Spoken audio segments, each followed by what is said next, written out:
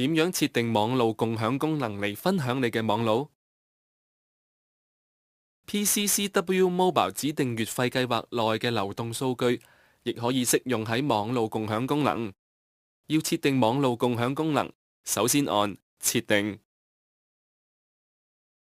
喺設定目錄揀一般，然後揀網路，喺網路目錄揀行動資料網路，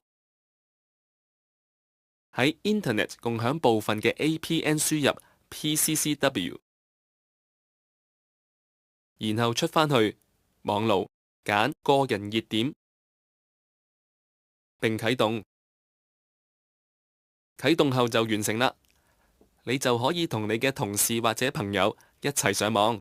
請留意，開啟網路共享功能會令電池嘅耗電量增加，另外網路速度可能會相對減慢㗎。如果有任何唔清楚嘅地方，一般客戶可以致電1000查詢，而商業客戶可致電10088查詢。因每部手機設計有所不同，以上各項設定程序及選項可能與實際情況有所差別。詳情瀏覽www.pccwmobile.com。再見。